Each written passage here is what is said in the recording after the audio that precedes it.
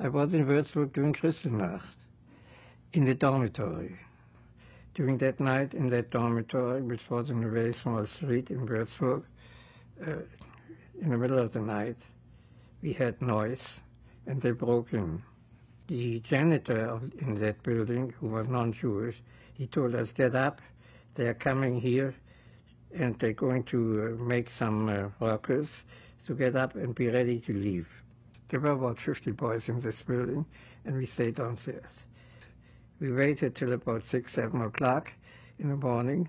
Then the whole crowd of people came in, whole crowd.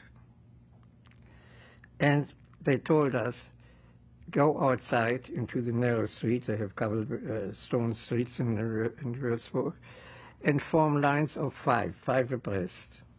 In the meantime, they called all the populace in order to tell the world that it was not the Nazis, but it was the plain people, you see, the usual people. And they were standing at the side, and we walked through there, through the street, and they were calling us names, they were spitting, they were doing all kinds. And we passed by the burning synagogue. Then they put us into prison cells in the prison, you see. And I was in the prison with about 15 people in the cells, and they kept us there.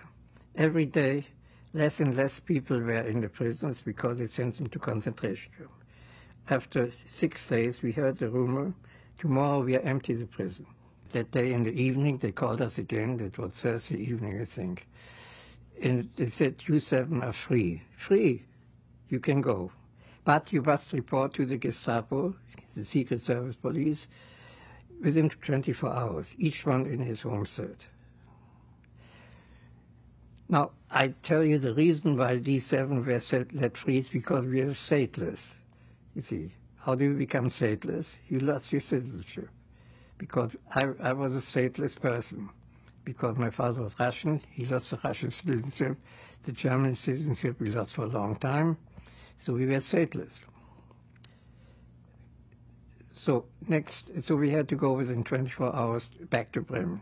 We came to Bremen about 7 in the morning, and I called up my parents, but there was no answer. So I took a streetcar, and I went to my parents' house, and I called there, no answer. We have 2 entrances, one to the business and one to the private quarters. I went to that door, and there was a little piece of paper. It said, "Get the keys from the police department." While I was standing there, on the other side there was a furniture store, and the non-Jewish neighbor, very friendly to us, and he didn't want to go out to talk to me, but he said to me, he beckoned me, "Come in, I won't tell you what happened during the night." He told me that during the night, Nazis came in civilian uniform, and they called your father. When your father didn't come, they broke in there, and they went up to the bedroom, and there was my mother, and one brother, 2 brothers, because my sister was already in Hamburg, and they asked my mother, "Where's your husband?" Now, either she didn't want to tell them, or maybe she really didn't know, because my father went to this neighbor of ours who told me the story, and he told him, "I'm going to Sweden. It's a neutral country." He never went there. But they came up to the door, and they asked my mother, "Where's your husband?" Of course, she didn't know, or she didn't want to know, I don't know. But when she didn't say this, they killed her. We found a bullet. Now, for Nazis, if you don't answer them, you see, it's a criminal act, and you need this, and they need to shoot you. So they shot her.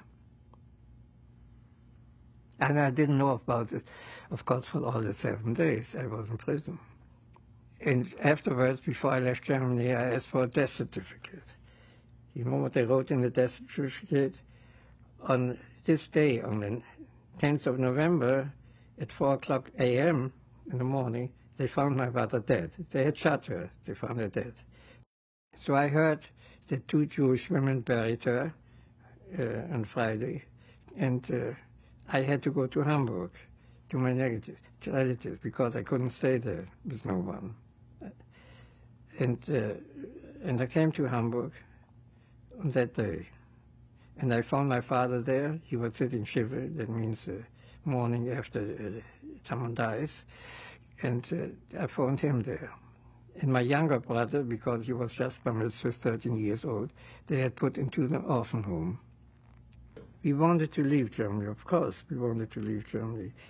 Many Jews want to leave already right after Kristallnacht, and many did. But it was very difficult. My mother had written already to the whole world where we had acquaintances or so to help us get out. But they all said it will not be so bad and it will pass over. But then after Kristallnacht we wrote again to one of my father's families in Saskatchewan in Canada, you know. And when he heard about this, then he said he